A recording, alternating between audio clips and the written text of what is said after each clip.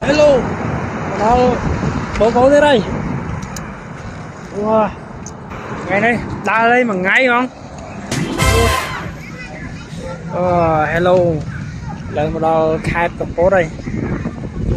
Đây là cá. Đây là cá đang khai tập phố. Đây là cá đang khai tập phố. Đã nói mong pi gần lá, mong pi gần lá chật bay ấy mưa mong. Nên mới khơi nhé. Đây nó xe một hay là xe ấy xe một bánh tật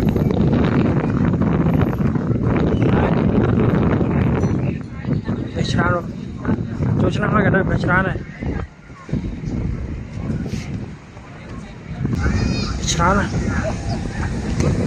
đây đây tầm biên đối chơi chả gì phải nhận lụa của cha ơn nhận lụa của cha ơn này tôi ná trên chuyến mai cái cha thì xe bánh tật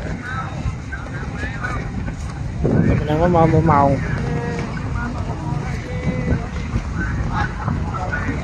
về thay mới tới một sát phần má đây về giúp nơi tôi đi từ xa là về giúp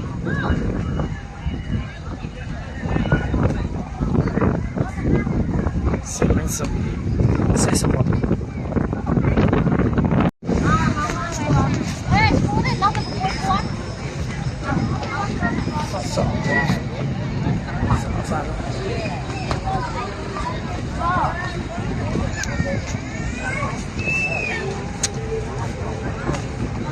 rồi tôi khơi mà nó lấy vui tôi bao nhiêu lấy vui đây tôi bao nhiêu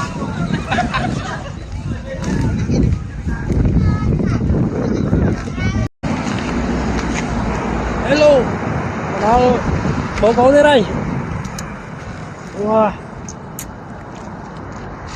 Ba bố cố thế đây ngày này đa đây mà ngay không. Wow, sợ đó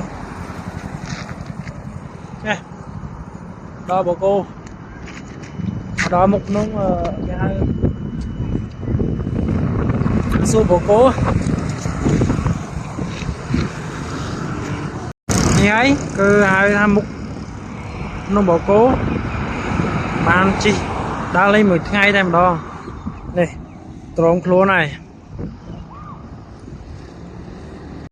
về chẳng mẹ rón ta chứ luôn đã lên một ngày chi sắt không vùng sóng compost vân vinh rất là nghịch và ban đó là bộ cô ấy nhá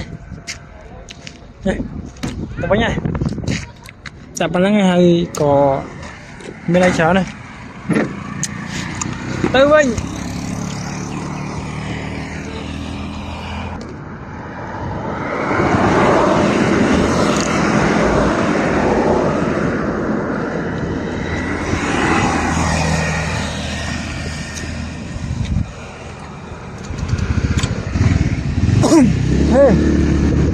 thơm lá to ra mọc nhiệt